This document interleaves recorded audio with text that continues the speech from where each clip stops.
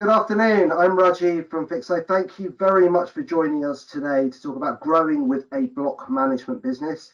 Really appreciate you joining us. I'm just going to give it a couple of moments for the room to fill. We had 130 people register, and I appreciate that lots of people have been at the Armour online conference this morning. And so a special welcome to all of you, and thank you again for joining us.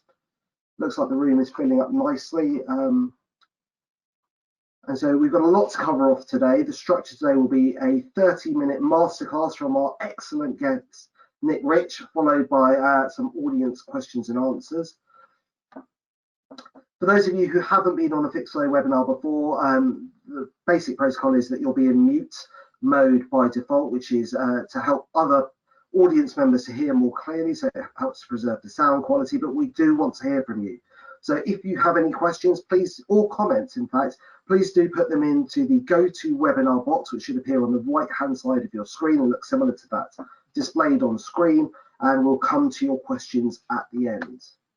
Today's topic is growing with a block management business, and we're really looking at the people within the business and the human capital side of things. Our usual disclaimer, not that I think it's particularly relevant for the topic today, is that this is not legal advice. And also, if you thought this was a legal webinar, you may want to dial off now. So this is not legal advice. It shouldn't be construed as such, and it's not official guidance. It is for general information purposes only. And today we are joined by someone who is incredibly well known across the sector, both from his operational roles, but also things he does around the outside, one of which is mentioned on screen, which is Leasehold Social. So Nick, would you like to introduce yourself, and then I'll give an overview of today's talk. Yeah, cheers Raj, and thanks for having me today. It's a pleasure. So I'm Nick Rich, been in block management industry for almost 15 years now. Worked at a few different block management companies, but currently I've been on a bit of a break from block management. Haven't done it since April. I've just been putting my time into helping people kind of stay connected in the industry over lockdown and through COVID with Leasehold Social by putting on weekly events. Also founded the Proper Awards, which aim to give suppliers a review-based opportunity to get some awards in the industry. And just very recently, hot off the press, co-founder of Propel, which will be a new free learning and development tool for people in the property industry. So just a few things. A very busy man. And I think one of the reasons that we suggested having this webinar is I think your story and how you got into the industry, grew within it, and the way you look at it is really interesting, perhaps not particularly well understood outside of your friendship group, or perhaps slightly wider than that. So I'd love to touch on that as we go. So the purpose of today, block management is a very technical discipline. It's steeped in legislation, and there are a huge number of talks and training materials and courses available around health and safety, legal compliance, and that sort of stuff. But there isn't a huge amount around the people. And really, although it's a KPI and compliance-driven environment, it's the people that make the business. So today we're going to look at attracting, retaining, and growing staff. And we're specifically looking at actionable tips for people who want to progress within their career and grow to be the next layer of management or leaders across the sector. And so with that in mind, I'm going to start on with growing with a block management business. So every company's story is unique, and the pains and victories you had would have really been unique to you, but perhaps there are some general points from your experience in growing with a block management business that would be really interesting to the audience. And I also think this is a good opportunity for you to say how you got into the sector and how you grew within it. So Nick, what's your story? Yeah, we'll start there, shall we? So I think like the vast majority of people, I'm sure, if not everyone that's worked in block management, you don't know about it when you're at school. It's not a career you would go and choose to do. There's so like obvious university pathways or college courses to go and do it. So like everyone, I just accidentally fell into it. I was at uni studying how to become a computer games programmer, of all things, so couldn't be more different, and totally flunked university. I won't say what I was doing because you told me not to swear. So, but yeah, I was there for 3 years and just thought, I've completely ruined this. What am I going to do? And then a good friend of mine who had worked in block management said, look, I can get you an interview.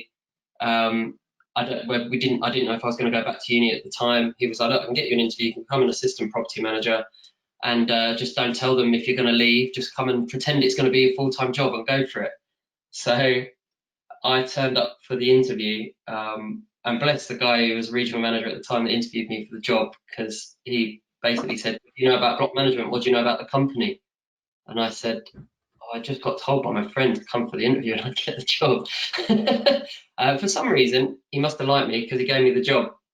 But I kind of immediately saw, once I started working, that there was great room for growth.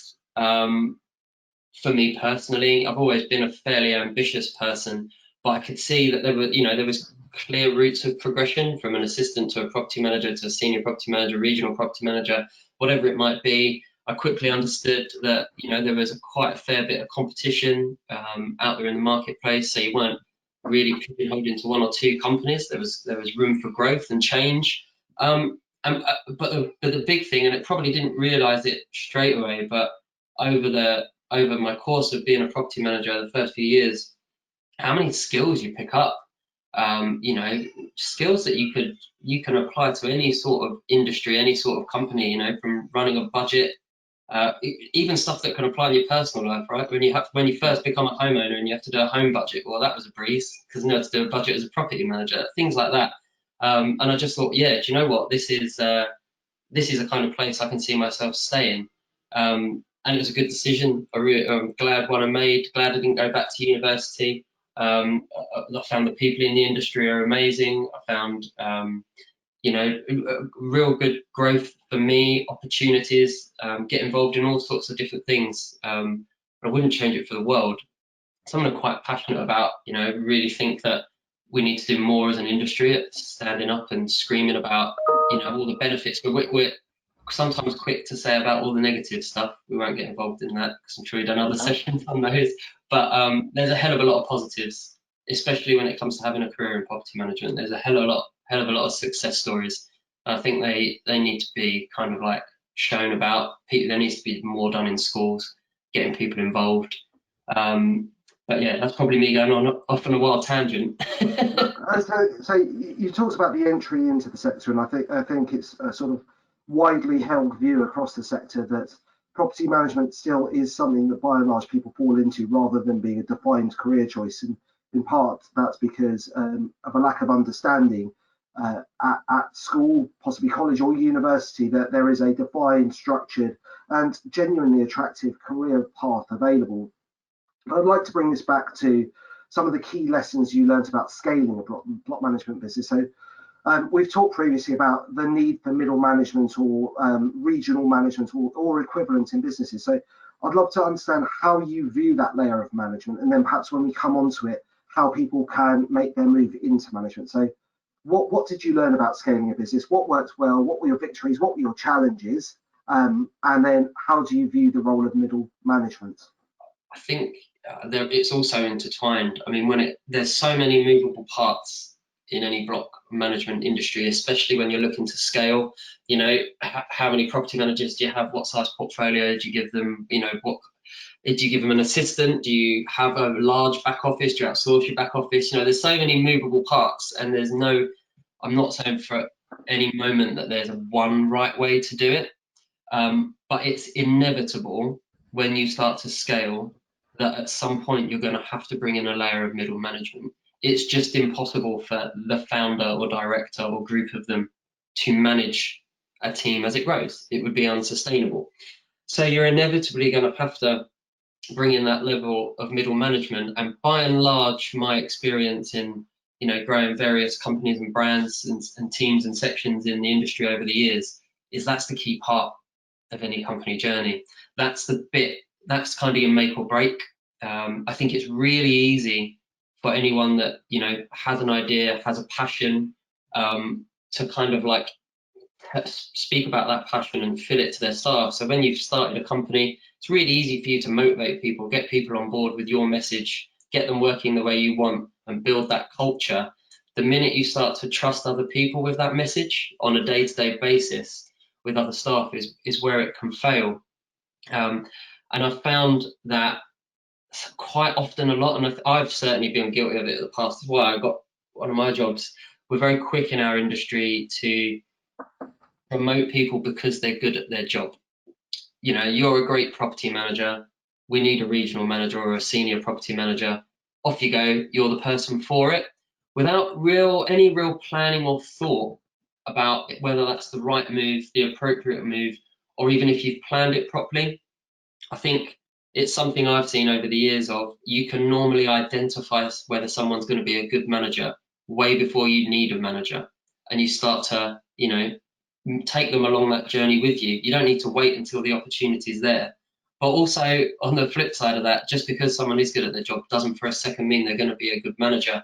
You know, and I think that for me, at first, the first couple of years when I got made a senior property manager and had some staff that I was responsible for, you know, I was in my early 20s. I'd never been a manager before. I had an idea of what I thought it meant in my head because what society tells you or what you'd seen your managers do before.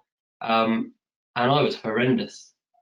I was really bad. You know, I thought being a manager meant you told people what to do. I thought it was a position of power.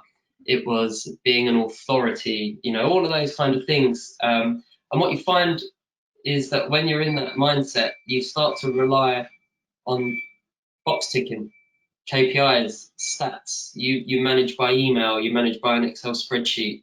You make sure things are done, but you're not really looking at how they're done. And the most important thing, what the people are feeling, you know, your staff about getting them done. And I suppose for me on that journey, it was when I started working for a really good boss in Craig Stevens, who kind of gave me the freedom to really understand that it was about the people.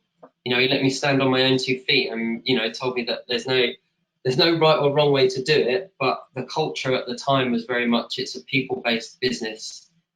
People were given freedom to make their own mistakes. They weren't punished for them, you know, all of that kind of stuff. And then I started to kind of realize, actually, if I'm being given a bit more freedom, maybe I can give my staff a bit more freedom. And you start to realize, or I certainly did, that leadership's actually, it's not about telling people what to do, it's about helping them do it. It's a service to your staff. You're there for them. And there's no real right or wrong way to do that. It's all about caring. You know, it's all about going that extra mile for them, to give them the tools, the knowledge, the experience, the safety net, whatever it might be, to do their job. And I think, unfortunately, if I take it back to scaling, because people are so quick to want to grow, they don't give their staff in those positions the opportunity to have that freedom, that breathing space to think like that. It's almost like we need success now. We need this target to be here. We need this stat to be here. And that's where the focus ends up being. It ends up being on the nuts and the bolts and the figures, or the EBITDA at the end of the year, which is a snapshot, rather than how people are doing their job and if they're doing it in the best possible way. And if they feel happy coming to work every day, if they feel supported. Because if you concentrate on that and your people are happy, enthused, enjoy the company, you know, sharing its passions, believe in its culture, then all of that box ticking stuff looks after itself. And you'll often find they're more inclined not just to meet their target, but exceed them. And that's really important when you're looking to grow. That is brilliant, and I particularly like the view you've had of someone who was empowered and then empowered others. If I bring back to a specific question, which is, when you promote someone to being a manager, or in the road to them, say presumably to get some form of ramp or advance notice, what are the key things that you ask them to do or focus on? Or I guess more generally, what do they need to have done or to develop to go from property manager to a manager of people who manage properties? It's an interesting question, and I think, weirdly, even though I said earlier, you know, not all good property managers make good people managers, they totally have the ability to do so. Though it's just, it almost becomes a mindset thing, right? And it's being able to, everyone has the ability within them, like everyone has the potential to be a manager. It's just whether you want to unlock that in you. It's all about coming in with the focus that the people are the priority, rather than the task at hand. And it's a real difficult thing to do, especially when you've been a property manager that's used to being almost 100% in control of your portfolio. You know, you are the responsible person for making sure everything gets done. Mm-hmm. When you're a manager, you kind of got to let go of that. You know, no one likes being micromanaged. Hate it. I don't think anyone responds to that well. And when you're a manager, it's really difficult to trust in your staff and allow them the space and the freedom. You said it before, empowering them. So that's probably the biggest thing you can do as a manager, to empower your people. You have to empower them and give them the freedom and remind them that, you know, they're hired in the job to do it, not you as their manager. They've been hired for a job and you're going to help them do it. But that then as a manager means you've got to step back, whether they're doing it right or wrongly, give them a chance to succeed or fail, and then help them when things go wrong and steer them on the right path. And it's a difficult thing to do. It's a really difficult thing for people to let go. And that's why I said that, you know, it's better if you don't just chuck someone in at the deep end on that and go, right, you're a manager now, off you go. It's what I've tended to do in the past is, you know, if I've highlighted someone that I think, you know, could really do well in their career, sit down with them and tell them that. Got no problems with that. Go, look, I think you could definitely be a fantastic senior manager and move through this. So why don't you start working closely with me? I'm going to train you. This is the way I approach different situations. What would you do in this situation? And you just start to adjust their mindset and focus, because that's all it is really. It's not some hidden skill, or there's no process, you know, and there isn't even a right way or wrong way, but it's all about trusting in people and empowering people and being able to, even when you see things going slightly wrong, allowing people to make mistakes. It's almost like being a parent, actually, but we won't get on to that. So I'm guessing, based on the subject matter of this webinar, that we've got a reasonable number of people who are watching it live or through the recording who are thinking about the next step on their career journey. So from property manager to manager of people, so people manager. What's the one thing that you would encourage them to do, to read, to learn, to go on a course? What's the one thing that you have seen work better for the people you've promoted through than anything else? I would say to, yeah, if anyone's listening, that don't wait for your company or your manager now to, if you want to be a manager, don't wait for them to tell you. Go and develop yourself personally. Go and pay for some courses, read some books, go on a whole leadership program if you must. Go and find a mentor that's outside of your organization. Go and find a coach, whatever it might be. And they don't have to be industry specific. You know, management is a transferable skill. Leadership is a transferable skill. So go and find someone whose message and culture chimes with you, and start paying a bit of money and developing yourself without waiting for your company to do it. Because then when an opportunity does present itself, you'll be ready to take it with both hands. I do think we have a tendency in our industry, and rightly, it's sometimes to promote from within. But like I said before, just because someone's a good property manager doesn't necessarily mean they'll make a good manager. There's no reason why people from different industries can't also become managers and leaders in our industry. And for that same reason, if you know of someone, even in your personal life, that you think is doing well in their job, is a great manager or leader, go and find out what they're about. Latch onto them, learn what you can, because that's what it is. I suppose I learn most of my skills from someone, you know, from someone that I looked up to and respected, I saw as a mentor. Not everything, obviously I tweaked and changed things and made them my own. You have to make it personal. But I think everyone needs that. You don't just, you know, wake up one day and become an amazing people person, you know, people manager. You kind of learn off other people. But if I can give people one thing in particular, which is a really quick and easy thing to do, I would say go and look up a guy, if you've not heard of him before, called Simon Sinek. He is like a really fabulous thought leader on all things leadership and management. He's got 3 books. The one in particular for me that really resonated is called The Infinite Game. And that was a complete game changer for me when I read it. And I read it only in the last couple of years. So even then, you know, I've been a manager for almost a decade, and can still learn stuff and change your approach. But his whole philosophy was that there's business is an infinite game. So if I explain that to you, sport, for instance, is a finite game.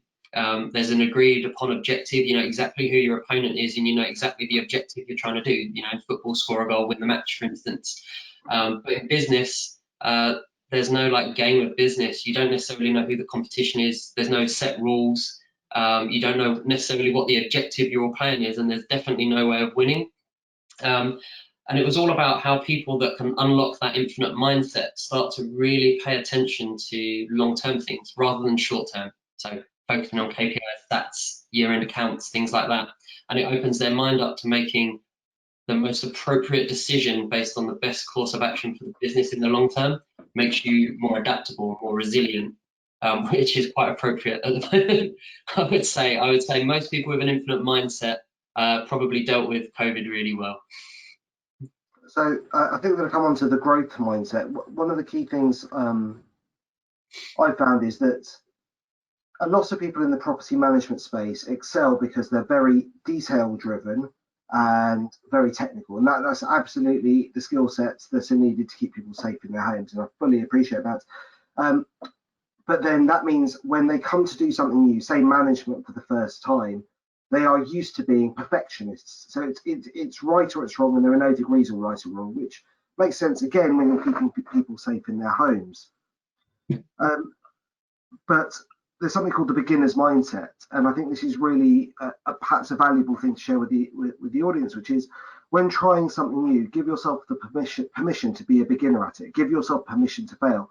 It doesn't undercut your core competencies or technical excellence in what you typically do, but having sort of being able to segment that away from what you're new at and give yourself the opportunity to learn, to fail, and to grow is really, I think, quite a powerful tool, and it's something that we use and I use personally quite a lot. I'm going to skip over managers and leaders and come on to growth mindset in a moment. Just as a reminder, we would love to have your questions, whether on leadership, growing with a block management business, how do you put yourself forward? What do you do if you're promoting people? Anything you would like to pose to Nick with his well over a decade of management experience in the block management sector. We want to hear from you, and please put your questions in via the GoToWebinar chat box on the right-hand side of your screen. On the growth mindset, so you said you read extensively, and you mentioned Simon Sinek's books, which is really valuable. To give some takeaways to the audience on this, which are the courses for management, or the podcasts, or the webinars, or the TED Talks, or other books or resources? So I'm assuming people are motivated to know more because they've voluntarily agreed to come to this webinar to hear.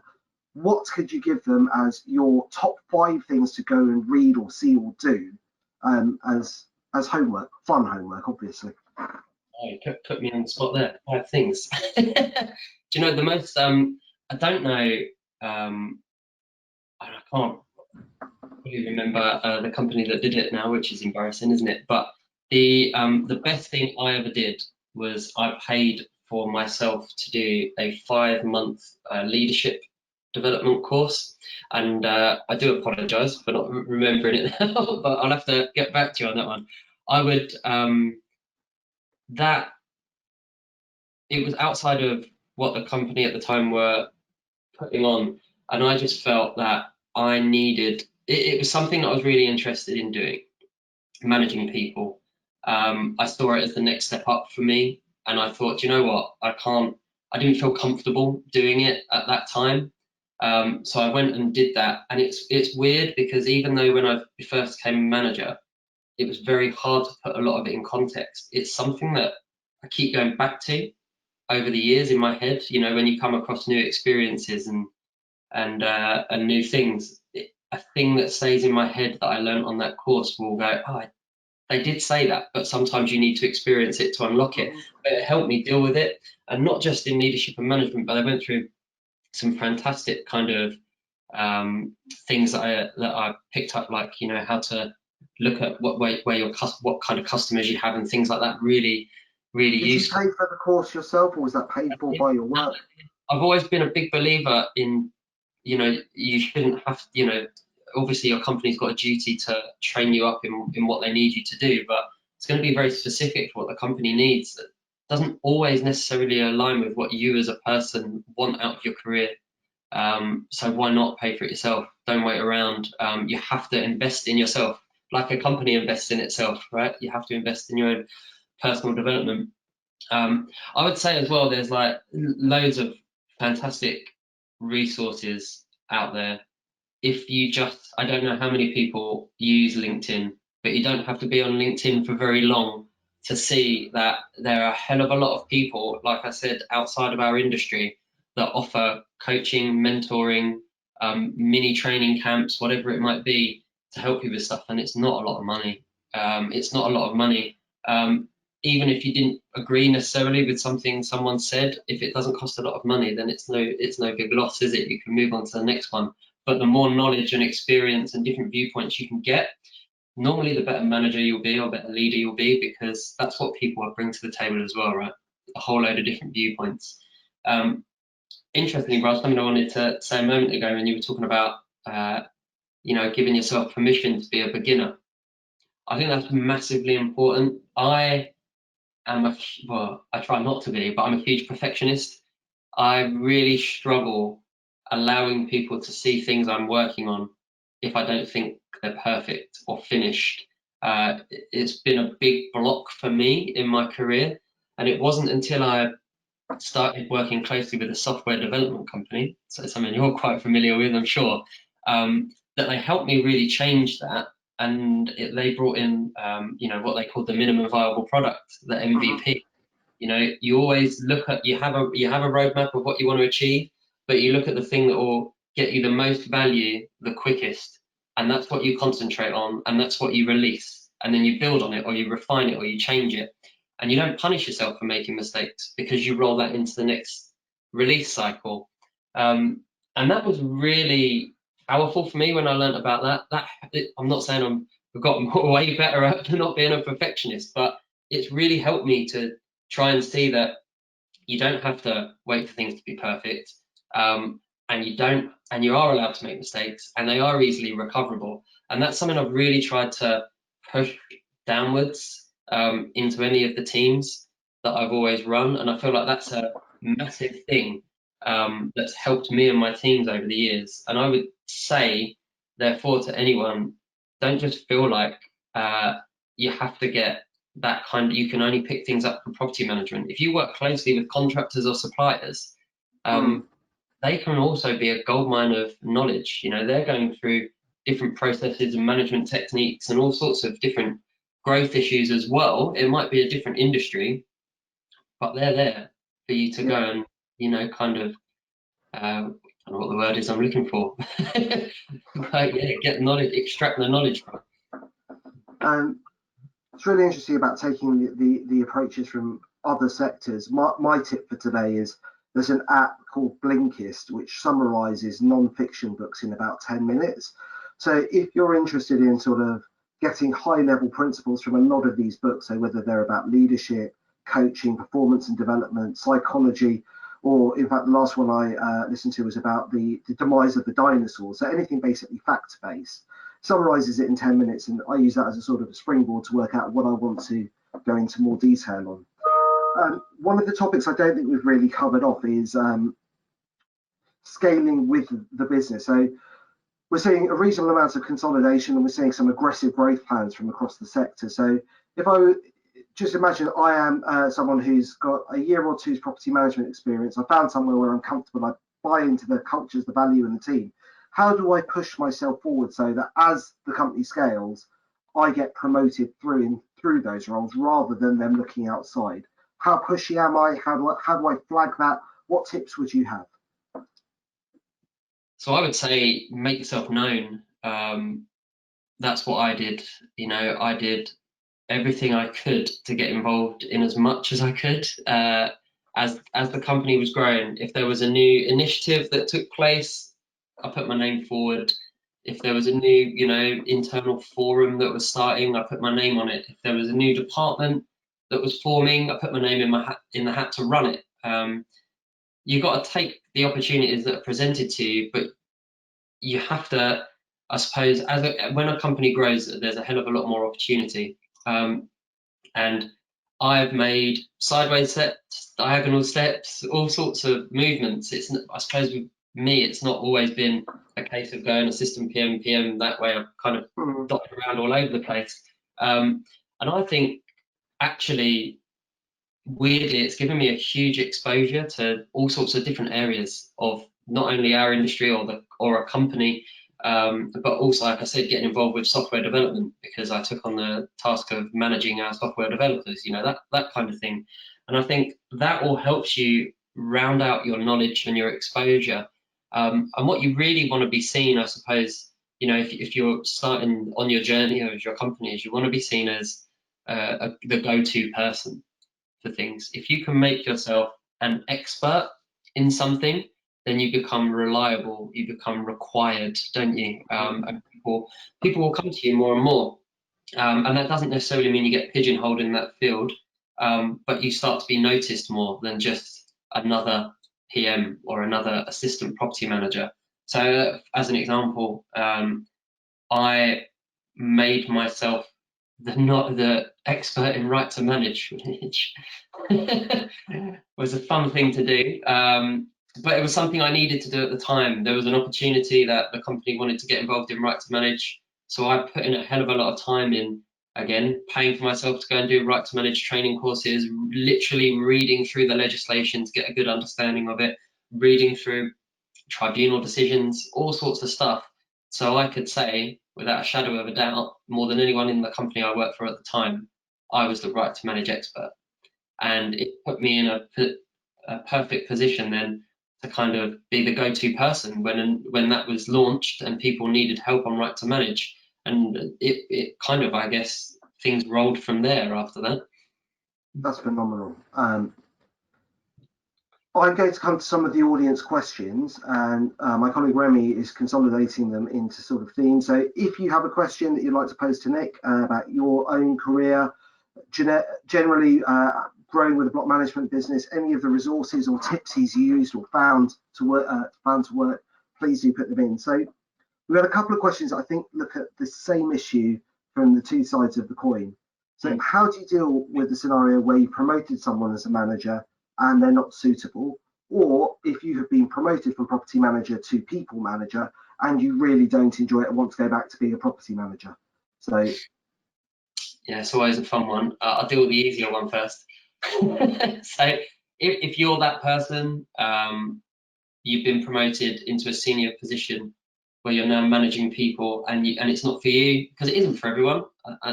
There's no shame in that. You tried, it didn't work. Do not be afraid to say that. Actually, I suppose it's time for you to find out what kind of company you work for in that situation, isn't it? I would like to think a decent company would thank you for trying. It didn't work out, and allow you to move back down to be a property manager, because surely they valued you at that position hugely to take you up. If they don't do that, then it probably says more about them than it does about you. We're only human, right? We don't know what's going to work sometimes until we try it. So definitely give it a go, and if it doesn't work, don't feel any shame in saying it hasn't worked. Quite the opposite. I think you should be given a big pat on the back for having a go, because a hell of a lot of people don't have the courage to do that, and you should be applauded. From the other way round, obviously it can be slightly more tricky. There's two ways that can go, isn't there? There's the one way where you can have a chat with someone and say things aren't working, and they can say, oh, thank God you started this conversation, because I don't feel comfortable doing it either. And then you're in a situation where we just discussed, in which case, great. You look for a mutually beneficial way to reverse the decision or change it so that everyone's comfortable. If you're in a situation where someone thinks they're a good manager and they aren't, then although it's going to be painful, although it's going to be, it's not going to be nice for anyone involved, you're going to need to make that decision quickly, and you're going to need to make changes quickly. There's nothing more damaging than a toxic manager. Someone that doesn't make their staff feel comfortable, someone that makes their staff not want to come to work, someone that makes their staff think they can do a better job, someone that doesn't trust their staff, someone that micromanages. I'm sure we've all got experiences of having managers like that. That they are the people, unfortunately, that will kill your growth, your success dead in its tracks and send it spiraling backwards. Staff will leave, they won't feel motivated, they won't do their job properly. You'll struggle to hire new staff. The staff that you do hire might leave quickly because the interview process isn't a fair reflection of the job that they're finding. It's just not a good situation to be in. So you're going to have to, unfortunately, whatever process you have in place at your job, obviously there's various different ones, but you're going to need to exercise whatever you can to move that manager out of the way as soon as possible, unfortunately. Thank you. I think this is more of a comment, but I'd like to flip it into a question, which is, should employers pay for upskilling? So we talked about the investment you made in yourself to develop, Yeah. and my experience in downturns is that things that get cut pretty quickly are marketing and training budgets for staff, and I think we're probably looking at some form of major downturn to the extent it hasn't already hit home. So my view on this is, if there is a training budget, you should absolutely be putting your hand up and saying, I want it, and training for the job you're currently doing should be included, whether that is internal or external training or additional resources. I think what we're talking about here is training that goes outside of your core competence for a role you might want to do in the future, and therefore, if there isn't a training budget available, you're paying for it. But in previous companies you've worked with or in, Nick, how has training been funded, and what's your view of people paying for their own training?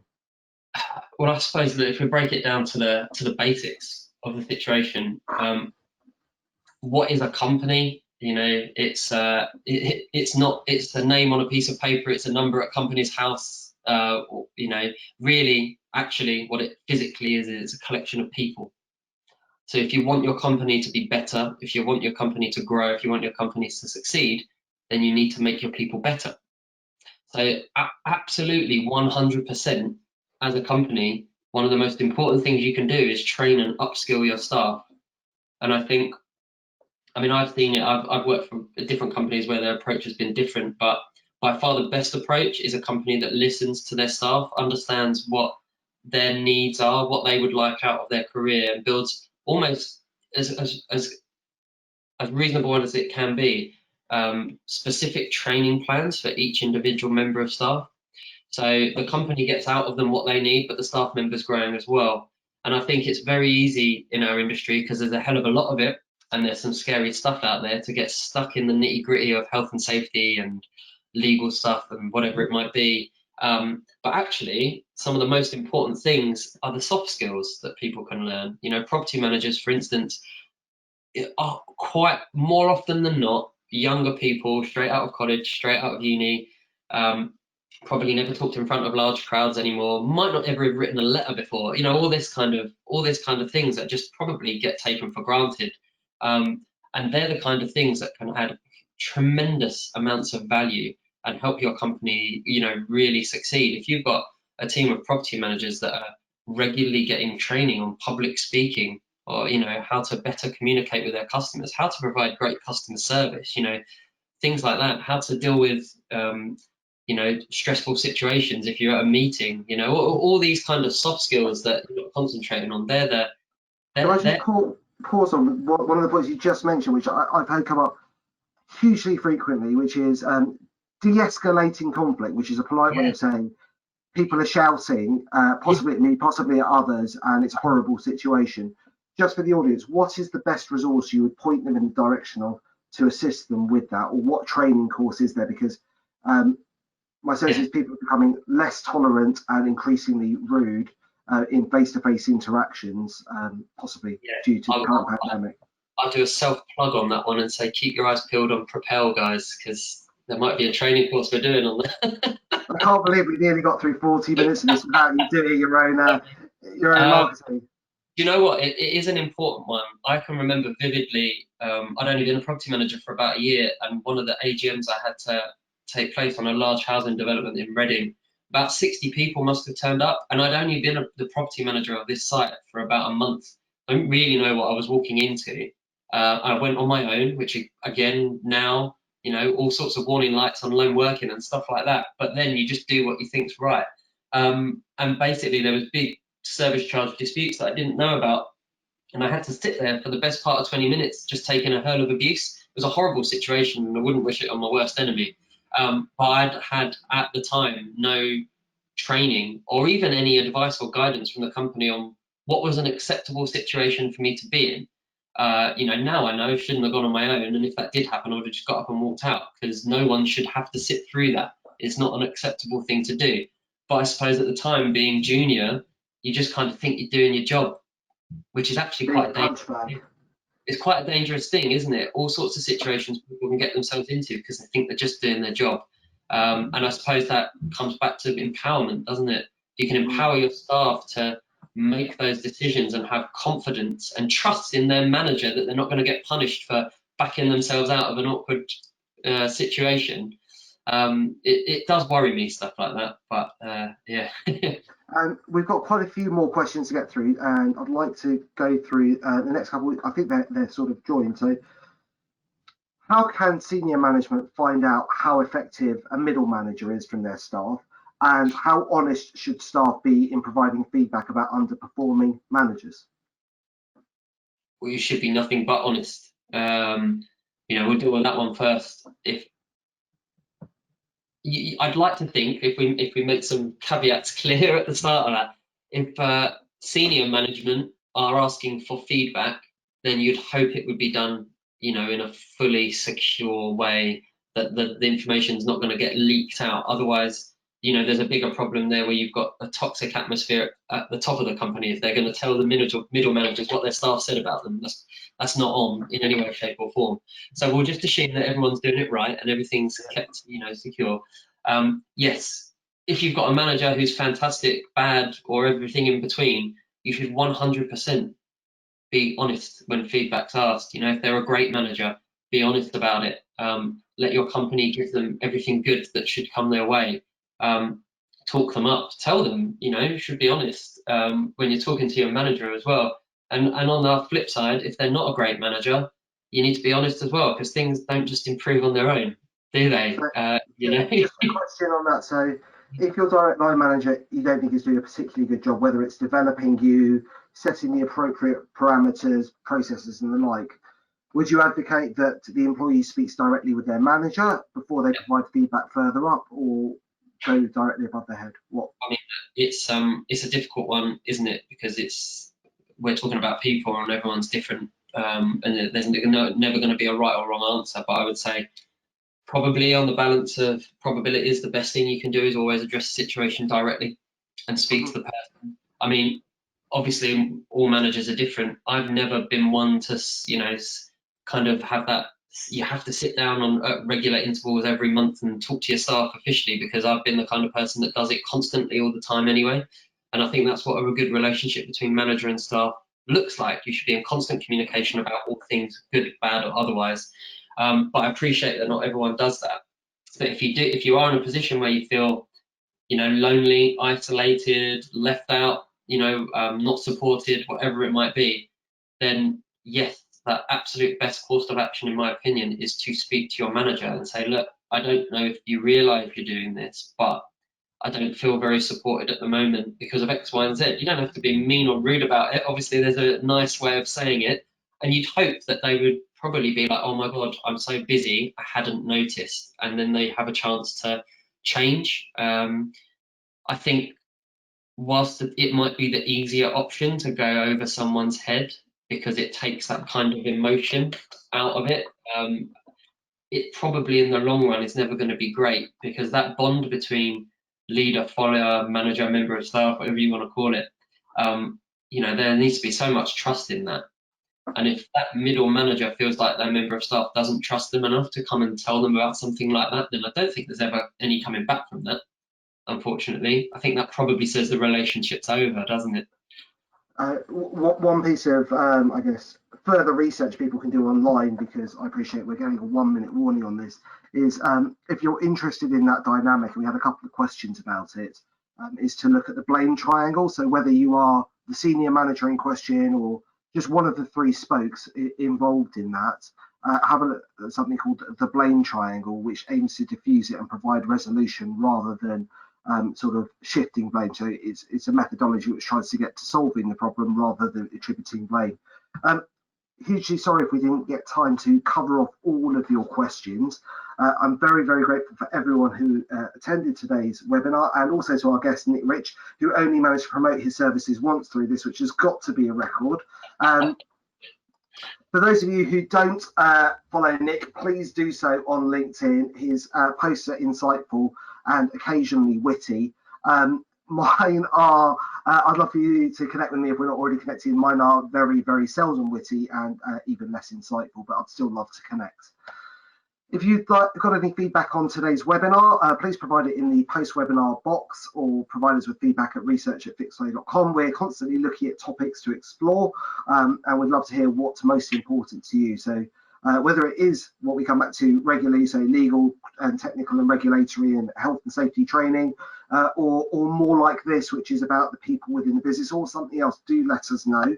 And just as a reminder, we held a webinar a couple of weeks ago about what block managers should do in respect of EWS1 forms. I suspect some of you attended. We've had well over 1,000 people who watched that, I believe, live, and about half that number again have watched the recording. The recording is available on our website and has insights from RICS, ARMA, IRPM, and PM legal services, looking at practical things that people can do, and I guess also just peeling back part of the onion on what the real problem is, to the extent that the solution is just slightly painful. Once again, thank you so much for attending. Thank you very much, Nick, and we look forward to seeing your feedback. Have a great day, everyone.